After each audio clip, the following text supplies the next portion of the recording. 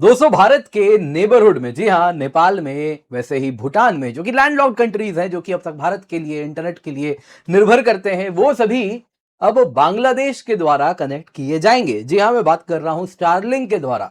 दरअसल बांग्लादेश के सरकार ने एक नया फैसला लिया है, जैसा आप यहां पर देख सकते हैं, बांग्लादेशी अखबार है उसी में ये आ रहा है। बांग्लादेश ने स्टारलिंक को अप्रूव कर दिया है कि वो unfiltered internet bandwidth neighbouring countries को एक्सपोर्ट कर सकता है। इसके साथ दोस्तों बांग्लादेश कह रहा है कि वो रीजनल हब बन जाएगा कनेक्टिविटी में, और ये सारी बातें हो रही हैं। लेकिन यहां पर मत भूलिएगा, स्टारलिंक के साथ भारत के लिए भी बहुत सारे चैलेंजेस खुलते हैं। जैसा आप देख सकते हैं, गवर्नमेंट ने स्टारलिंक को अलाउ नहीं किया है क्योंकि स्टारलिंक के साथ एक इतिहास देखने मिला। ईरान में इसका इस्तेमाल किया गया, जबकि ईरान की सरकार ने स्टारलिंक को अप्रूवल नहीं दिया है, जिसका मतलब है जो स्टारलिंक की कंपनी स्पेसएक्स है वो नेशनल रूल्स का पालन नहीं करती है। अमेरिकन सरकार जो कहती है वो उसी को पालन करेगी। आप देख सकते हैं भारत के यहाँ जो मिलिटेंट्स हैं, इंसर्जेंट्स हैं, वो आए दिन काफी ज्यादा इस प्रकार के जो स्टारलिंक के टर्मिनल्स हैं उनका इस्तेमाल भी करते रहे हैं, जिसमें आप देख सकते हैं हमारे ब्लैकआउट्स का, जो गवर्नमेंट इंपोज्ड इंटरनेट ब्लैकआउट्स हो रहा था इंसर्जेंसी प्रोन एरियाज में, उनका भी पालन कई जगहों पे एलॉन मस्क के स्टारलिंक के द्वारा ही बाईपास किया गया है। दोस्तों इसी वजह से हम स्टारलिंक को भारत में नहीं आने दे रहे, लेकिन हमारे नेबरहुड के द्वारा स्टारलिंक को एक बैकडोर मिल रहा है, और बांग्लादेश इसमें नया रोल प्ले कर रहा है अपने इस कदम से। कहीं ना कहीं इस बैकडोर को और भी ज्यादा शक्तिशाली बना रहा है स्टारलिंक के लिए। तो क्या एग्जैक्टली यहां पर हो रहा है, आइए जरा आज इसी पर चर्चा करते हैं। पर इससे पहले आगे बढ़े, आपसे निवेदन है वीडियो लाइक करें, चैनल सब्सक्राइब करें, बेल आइकन अवश्य दबा दें। इसके अतिरिक्त दोस्तों आपको बताना चाहूंगा, Unacademy civil services championship test है। जी हां, आपके लिए काफी आकर्षक इनाम है। आप देख सकते हैं 40 करोड़ तक का चांसेस है, आपको रिवॉर्ड्स एंड स्कॉलरशिप्स मिल रहा है। अमेजन गिफ्ट कार्ड वाउचर्स हैं 1000 रुपए के। जी हाँ, 12 जुलाई सुबह 11 बजे या फिर शाम को 5 बजे आप कभी भी जुड़ सकते हैं। डिस्क्रिप्शन बॉक्स में आपको इसका लिंक मिल जाएगा। मेक श्योर इसको अपने हाथ से आप जाने ना दें। इसके अतिरिक्त एनसीईआरटी समरी आपके लिए हम लेकर के आए हैं, कंप्लीट एनसीईआरटी। जी हाँ दोस्तों, हमारे एक्सपर्ट एजुकेटर्स ने इसे डेवलप किया है। क्या पॉलिटी, क्या इकोनॉमी, क्या ज्योग्राफी, हिस्ट्री, सब कुछ एनसीईआरटी का बेसिक टू एडवांस सब कुछ हमने एक सिंगल नोट्स में कवर किया है। एब्सोल्युटली फ्री ऑफ कॉस्ट आपके लिए ये उपलब्ध है। आपको बस और बस ये स्कैन करना है। जैसे ही आप स्कैन करेंगे एक लिंक खुलेगा, उसके द्वारा इसे डाउनलोड अवश्य कर लें। सबसे पहले दोस्तों जरा देखते हैं बांग्लादेश ने क्या एग्जैक्टली यहां पर किया है। देखिए, बांग्लादेश ने स्टारलिंक को रेगुलेटरी अप्रूवल दिया है कि वो अनफिल्टर्ड इंटरनेट बैंडविड्थ पड़ोस के देशों के कस्टमर्स को दे सकता है, बांग्लादेश के टेलीकॉम इंफ्रास्ट्रक्चर को इस्तेमाल करके। क्या मतलब हुआ इसका? देखिए दोस्तों, अगर आप स्टारलिंक की बात करें तो वो कुछ इस प्रकार से काम करता है। आप अपने घर में एंटीना लगाते हैं, कुछ इस प्रकार से एंटीना सैटेलाइट से कम्युनिकेट करता है, और सैटेलाइट नजदीकी ग्राउंड स्टेशन में वही डेटा रिले कर देता है। ग्राउंड स्टेशन की बात करें तो ये फिर नॉर्मल टेरेस्ट्रियल इंटरनेट नेटवर्क जो होता है, जो कि submarine optical fibre cables, optical fibre cable और फिर फर्दर सबमरीन केबल से कनेक्टेड होता है। तो उसी से जैसे बाकी इंटरनेट पूरा का पूरा दुनिया में काम कर रहा है, कुछ वैसे ही ये भी काम करता है। अब दोस्तों इसमें अगर आप देखें तो ये ग्राउंड स्टेशन का बड़ा रोल है। अब अगर आप देखें तो अगर आप बात करें भारतीय उपमहाद्वीप की, तो वो ग्राउंड स्टेशन जो कि ठीक सबमरीन ऑप्टिकल केबल के ऊपर बैठा है, वो बांग्लादेश में है, क्योंकि भारत में तो ये अलाउड नहीं है। तो अब क्या होगा कि जो नेपाल में, जो भूटान में, जो हो सकता है म्यांमार में, इस प्रकार से रिसीवर लगा के बैठे हैं, एंटीना जिनके यहां लगा हुआ है स्टारलिंक इंटरनेट का, वो जो डेटा सैटेलाइट को अगर आप देखें तो अपना रिले करेगा, और वो डेटा जो फर्दर ग्राउंड स्टेशन में जाएगा, वो ग्राउंड स्टेशन बांग्लादेश में होने वाला है। यानी कि नेपाल में, भूटान में, जो कि लैंडलॉक्ड कंट्री है, उनका डेटा कुछ बांग्लादेश के ग्राउंड स्टेशन के द्वारा इंटरनेट के थ्रू ट्रैवल करने वाला, यानी इंटरनेट एक्सेस करने वाला है। अब यही चीज बांग्लादेश ने अलाउ किया है। स्टारलिंक के पास दोस्तों लाइसेंस ऑलरेडी है, बांग्लादेश में यूनुस देके गए थे, जिसके द्वारा बांग्लादेश में वो ऑपरेट कर रहा है। लोकल कस्टमर्स को अगर आप देखें तो इंटरनेट दे रहा है, लेकिन फिल्टर्ड इंटरनेट होता है। मतलब क्या है? मतलब यदि इस ग्राउंड स्टेशन से अगर बांग्लादेश के लोगों को इंटरनेट देना है, तो उस ग्राउंड स्टेशन के ऊपर कुछ इस प्रकार से फिल्टर्स लगा दिए जाते हैं कि सर्टेन वेबसाइट, सर्टेन एप्स जो बांग्लादेश की सरकार कहेगी वो एक्सेस नहीं करने दिया जाएगा। तो ये दोस्तों हुआ फिल्टर्ड इंटरनेट। लेकिन नेपाल के लोगों को यदि इंटरनेट देखना हो तो वो इस ग्राउंड स्टेशन से नहीं आएगा जिससे बांग्लादेश के लोगों को इंटरनेट मिल रहा है। वो ग्राउंड स्टेशन में जो कि नेपाल के, भूटान के लोगों को दिया जा रहा है वो अनफिल्टर्ड होने वाला है। मतलब दोस्तों स्टारलिंक जो है बांग्लादेश में उसका जो पॉइंट ऑफ प्रेजेंस है, और जो बांग्लादेश के सबमरीन केबल हैं जो डायरेक्टली अगर आप देखें तो कुछ सिंगापुर से ओमान वाला जो पूरा का पूरा हब है, जो सबमरीन केबल का ब्रांच है, उससे डायरेक्टली जोड़ देंगे। नतीजा अगर आप देखें तो क्लीन अनफिल्टर्ड ट्रैफिक नेपाल और भूटान के लोगों को मिलेगा, और उसके लिए बांग्लादेश अपने कुछ अगर आप देखें तो इस प्रकार से इंफ्रास्ट्रक्चर प्रोवाइड करेगा, और बदले में अगर आप देखें तो इससे रेंट वगैरह लेगा, तो उसका फॉरेन एक्सचेंज अर्निंग भी हो जाएगा। अब दोस्तों अगर आप देखें तो इसके साथ बांग्लादेश कह रहा है कि वो तो रीजनल डिजिटल कनेक्टिविटी हब बन जाएगा। अब दोस्तों यहां पे अगर आप देखें तो अगर हम भारत के नेबरहुड की बात करें तो बांग्लादेश में स्टारलिंक अप्रूव्ड है, ऑपरेशनल है। श्रीलंका में भी वही हाल है, भूटान भी, मालदीव भी, वैसे ही आप देखें तो नेपाल में भी अप्रूव्ड है और प्रोसेस में है, जल्दी वो भी इसी प्रकार से आगे बढ़ेगा। म्यांमार की बात करें तो लिमिटेड है, इंडिया में अब तक लॉन्च नहीं किया गया है और फ्रोजन है फिलहाल। पाकिस्तान में भी वैसा ही हाल आप देख सकते हैं, चाइना में तो अप्रूवल का चांस ही नहीं है। तो इस तरीके से अगर आप देखें तो जो बिगेस्ट चैलेंज है लैंडलॉक्ड कंट्रीज के लिए, भूटान के लिए, नेपाल के लिए, वो था कि बिना इंडिया के उनको इंटरनेट फास्ट नहीं मिल सकता, क्योंकि जो टेरेस्ट्रियल नेटवर्क है वो भी भारत से जाने वाले ऑप्टिकल फाइबर केबल पर ही वो निर्भर करते हैं। दूसरे तरफ यदि उनको सैटेलाइट इंटरनेट चाहिए तो उनको जो ग्राउंड स्टेशन जिससे वो कनेक्ट हो रहे हैं वो भारत में होना पड़ेगा, या उनके आसपास कहीं होना पड़ेगा जो उसी ऑप्टिकल फाइबर केबल पे, नेटवर्क पे बैठा हो। लेकिन दोस्तों अगर आप बात करें भारत में तो हमने इस प्रकार के ग्राउंड स्टेशन लगने ही नहीं दिए। नतीजन जो नेपाल में, जो भूटान में यूजर्स थे, यदि उनको इस प्रकार से स्टारलिंक का इंटरनेट देखना है तो उनका ग्राउंड स्टेशन वो या तो सिंगापुर में था या ओमान में था। नतीजा आपके घर से जो डेटा सैटेलाइट को गया वो सैटेलाइट दूर में बैठे ओमान के ग्राउंड स्टेशन को जाएगा या सिंगापुर के ग्राउंड स्टेशन को जाएगा, यानी कि ये टाइम बहुत ज्यादा हो जाएगा। जो अपलिंक डाउनलिंक टाइम हो रहा है सैटेलाइट से वो बहुत ज्यादा बढ़ जाएगा, यानी इंटरनेट लेटेंसी उसकी बढ़ जाएगी। तो वही सबसे बड़ी समस्या हो रही थी, जिस वजह से वहां पे लो लेटेंसी इंटरनेट स्टारलिंक चाह के भी नहीं दे पा रहा। लेकिन अब बांग्लादेश के आने के बाद वो पॉसिबल हो जाएगा। इंडिया दोस्तों ऐसा नहीं है कि भूटान और नेपाल को नहीं चाहता है इंटरनेट देना, ऑलरेडी वहां पे जो अधिकतम इंटरनेट आ रहा है, अधिकतम क्या लगभग 100% इंटरनेट जो आ रहा है वो भारत से जा रहे ऑप्टिकल फाइबर केबल से ही आ रहा है। लेकिन दोस्तों भारत रिलक्टेंट है इस प्रकार के इंटरनेट के आर्किटेक्चर के लिए। जो सैटेलाइट बेस्ड इंटरनेट है, स्पेशली स्टारलिंक, वो हमारे लिए एक सिक्योरिटी चैलेंज है, और इस वजह से हमारे यहां अगर आप देखें तो इस प्रकार का कोई भी ग्राउंड स्टेशन स्टारलिंक का है भी नहीं। नतीजा दोस्तों अब अगर आप देखें तो बांग्लादेश वो कह रहा है कि कोई चिंता नहीं है, हम ये काम कर देंगे, लेकिन ये सिक्योरिटी चैलेंज भी हमारे लिए क्रिएट करेगा। कहीं ना कहीं आप देखें तो स्टारलिंक अगर आप देखें तो नेपाल भूटान के कस्टमर्स को तो सर्व करेगा, लेकिन ये हमारे लिए प्रॉब्लम्स होने वाले हैं। क्यों ये चैलेंज हो सकता है, आइए जरा देखते हैं।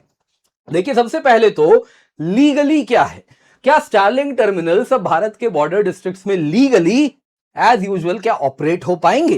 देखिए जहां तक बात है ना लीगली की, तो क्या है कि आप जैसे ही इस प्रकार के स्टारलिंक के जो डिशेज हैं उन सबको यदि आप भारत में इंपोर्ट करते हैं बिना भारत सरकार के परमिशन के, तो वो कानूनी अपराध है, तो वो आप कर ही नहीं सकते, वो अलाउड ही नहीं है। दूसरी बात, स्टारलिंक में जियो फेंसिंग होती है, जिसका मतलब क्या होता है कि कंट्री स्पेसिफिक लाइसेंसिंग है। आप अगर स्टारलिंक का कहीं से भी ये डिश लेके आ भी गए तो वो सर्विस रजिस्टर्ड है उसी देश में जहां पे आपने खरीदा है, आप उसे वहीं यूज कर सकते हैं अप्रूव्ड कंट्री में ही।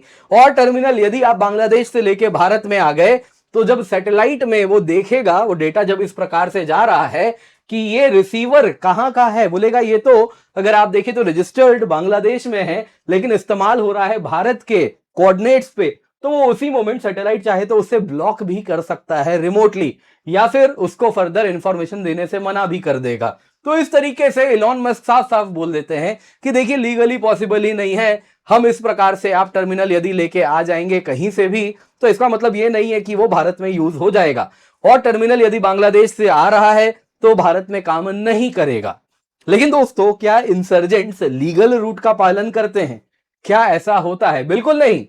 क्रेडिबल रिपोर्ट्स थे, स्टारलिंक डिवाइसेस म्यांमार से भारत लाए गए थे। आप देख सकते हैं इंसर्जेंट ग्रुप्स का ये जो पूरा का पूरा जखीरा पकड़ा गया था, उसमें कुछ इस प्रकार से ये सारी चीजें जो कि बताया जा रहा था स्टारलिंक का डिश है, और इस प्रकार से बाकी चीजें भी हमको देखने मिली थी। जो कि आप देख सकते हैं, कहा जा रहा है कि जो मणिपुर के इंसर्जेंट ग्रुप्स थे, जैसे कि people's liberation army of Manipur, वो कहीं ना कहीं इंडिया के इंटरनेट शटडाउन को बाईपास कर रहे थे स्टारलिंक इंटरनेट के द्वारा। अब दोस्तों इसका मतलब यह है कि भले लीगली नहीं कर सकते, लेकिन इंसर्जेंट्स तो इलीगल तरीके से कर सकते हैं, उनको कौन रोक सकता है। इस वजह से ये मेजर चैलेंज है। सैटेलाइट्स अगर आप देखें तो स्टारलिंक के आज भारत के हर जगह से विजिबल हैं। आप कहीं भी भारत में हैं या दुनिया में भी लगभग नियर ग्लोबल कवरेज है। तो ये टर्मिनल यदि भारत में आप डिटेक्ट कर लेते हैं तो स्टारलिंक वैसे तो क्या कहेगा बाई लॉ कि कह देता है जी हम इसको सैटेलाइट कैपेसिटी नहीं देंगे क्योंकि ये तो बांग्लादेश का टर्मिनल है, भारत में इस्तेमाल हो रहा है, उसको सर्विस को रिस्ट्रिक्ट कर देगा। लेकिन ये इसीलिए रिस्ट्रिक्ट हो रहा है क्योंकि इलॉन मस्क कह रहे हैं कि चलो भारत के लॉज का पालन करना है। लेकिन ऐसा हर जगह नहीं है। अगर आप रिमोट, हिली, फॉरेस्टेड बॉर्डर एरियाज में जाएं, जैसे कि बांग्लादेश, और अगर आप देखें कहीं भारत का बॉर्डर लगा है, वैसे ही नेपाल भूटान का बॉर्डर भारत के साथ है, तो वहां पे बीम स्पिलओवर आम बात है। जिसमें क्या होता है दोस्तों, स्टारलिंक डिश है वो अगर आप देखें तो बीम से कनेक्ट हो सकता है। वो भले हम बांग्लादेश से लाए हैं और बांग्लादेश के बॉर्डरिंग रीजन के डिस्ट्रिक्ट्स में हमने भारत में उसको डिप्लॉय कर दिया है, हिली टेरेन है। तो अगर आप देखें तो इस तरीके से जो स्टारलिंक का ऊपर में सैटेलाइट है, उसको जब वो बांग्लादेश के ही टेरिटरी में बीम इस प्रकार से वो अगर आप देखें तो रिले कर रहा है, तो वो बॉर्डर डिस्ट्रिक्ट्स में भारत आ जाता है और वही डिश भारत से भी कनेक्ट हो सकते हैं यदि बॉर्डर के वो करीब हो। और इस तरीके से अगर आप देखें तो अब नेपाल और भूटान से भी इसी प्रकार से उनके बॉर्डरिंग एरियाज में भी कनेक्ट होना शुरू हो जाएगा स्टारलिंक के ही इस प्रकार के सैटेलाइट टर्मिनल से। हालांकि ऐसा कहा जाता है कि कनेक्शन थोड़ा वीक रहेगा और टूटता रहेगा, लेकिन कंटिन्यूअस नहीं रहेगा, लेकिन ऐसा पॉसिबल तो है ही। और ऐसी वजह से अगर आप देखें तो बॉर्डरिंग डिस्ट्रिक्ट्स में इस्तेमाल भी किया जा रहा था स्टारलिंक के सर्विसेज को। ये तब होगा जब इलॉन मस्क नहीं चाहते कि भारत के परमिशन के बिना भारत में स्टारलिंक का इस्तेमाल ना हो। लेकिन क्या इलॉन मस्क ऐसा चाहेंगे? दोस्तों अगर हम स्टारलिंक की बात करें तो उनका इतिहास बड़ा पुराना है, जिसमें वो किसी भी नेशनल लॉज का पालन नहीं करते। आप यहां देख सकते हैं न्यूयॉर्क टाइम्स बड़े ही गर्व से ये फोटो डाल रहा है। देखो ईरान का घर है, एक ईरान में एक घर में स्टारलिंक का इस प्रकार से डिश रखा हुआ है, जिसमें एक्टिविस्ट सालों से तैयारी कर रहे थे ईरान में जब कम्युनिकेशन ब्लैकआउट होगा तो स्टारलिंक का इस्तेमाल करेंगे। और वही हुआ जिस वजह से ईरान में डिजिटल शटडाउन स्टार्टिंग में आसान नहीं था। स्टारलिंक के द्वारा वो काफी ज्यादा एक्टिविस्ट के जो वीडियोस वगैरह थे वो सब डाला करते थे। लेकिन दोस्तों क्या ईरान का लॉ स्टारलिंक को ईरान के ऊपर ऑपरेट करने देता है?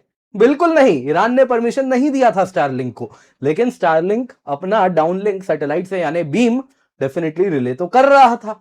तो ईरान के क्या लॉ को स्टारलिंक ने पालन किया? नहीं। अगर यूएस कहेगा नहीं करना है तो नहीं करना है, क्योंकि end of the day space x का सबसे बड़ा कस्टमर कौन है? वो यूएस है। यूएस के सिवा और कोई भी नहीं है, वो भी सरकारी गवर्नमेंट यूएस की है। लाइकवाइज रशिया में आप देख लीजिए टर्मिनल्स इनसाइड रशिया यूज हो रहे हैं। रशिया ने तो कभी परमिशन नहीं दिया है स्टारलिंक को। यूक्रेन के ड्रोन्स यूज कर रहे हैं रशिया के ऊपर हमला करने में, डीप इनसाइड रशिया हमला किया जा रहा है और वहां पे एज इट इज स्टारलिंक के ही इंटरनेट से वो पूरा का पूरा हमला हो रहा है। म्यांमार में, सूडान में अनऑथराइज्ड यूज हो रहा है नॉन स्टेट एक्टर्स के द्वारा, और इलॉन मस्क उसको कहीं ना कहीं फैसिलिटेट करते हैं। तो ये सोचना कि इलॉन मस्क के कहने पे है ना कि वो यदि पालन नहीं करेंगे लॉज का, वो भारत के लॉज को हर हाल में प्रोटेक्ट करेंगे और भारत के लॉज को मानेंगे, तो कहीं ना कहीं ये बहुत ज्यादा आप अगर देखें तो एक नाइविटी है, एक समान की मूर्खता है यदि हम ऐसा सोच रहे हैं। तो यहां पे आपको एक बात जाननी होगी कि स्टारलिंक अब एक सिक्योरिटी नाइटमेयर बन चुका है। अगर आप देखें तो ये इंटरनेट पहले वाली बात नहीं है कि आप केवल प्लानिंग और प्लॉटिंग के लिए, कम्युनिकेट करने के लिए लॉकडाउन्स के मोड में भी यूज कर सके इंटरनेट का। जब सरकार इंटरनेट ब्लैकआउट कर दे उस वक्त कैसे आप प्रोटेस्ट प्लान करेंगे या वायलेंस प्लान करेंगे, उसके केवल कम्युनिकेशन के लिए ही आपको स्टारलिंक नहीं चाहिए। आज के टाइम में स्टारलिंक कहीं ना कहीं वायलेंस को एग्जीक्यूट करने में बहुत ज्यादा शक्तिशाली हो चुका है। स्टारलिंक से दोस्तों इंटरनेट आ रहा है, वो इंटरनेट से ही यूक्रेनियन ड्रोन्स आज अगर आप देखें तो पैलेंटियर के एआई टूल प्रिज्मा से जुड़े हुए हैं, जो कि हाईली इंटेलिजेंट अटैक को प्लान आउट करते हैं। नतीजन टर्मिनल गाइडेंस जो कि यूजुअली आप अगर देखें तो नेविगेशन के द्वारा होता है, वो अब अगर आप देखें तो स्टारलिंक के इंटरनेट से ही ये ड्रोन्स पूरा का पूरा कर रहे हैं जैम रेजिस्टेंट एनवायरमेंट में और रशिया में डीप इनसाइड हमला कर पा रहे हैं। तो इस प्रकार के ड्रोन्स जो कि नेक्स्ट जनरेशन वॉरफेयर को कहीं ना कहीं डिफाइन कर रहे हैं, वो इसी स्टारलिंक इंटरनेट की वजह से पॉसिबल है, जो कि इलीगली ऑपरेट कर रहे हैं। दोस्तों यहां पे अगर आप देखें तो जैसे जैसे समय बीत रहा है, आप देख सकते हैं यूएस के ऊपर भरोसा भी खत्म होता जा रहा है। पीएम मोदी ने कहा भी ट्रस्ट बट वेरीफाई का जमाना आ गया है। आज G20 में ही उन्होंने कहा, यह बता रहा है कि यूएस धीरे धीरे एडवर्सेरियल हो रहा है।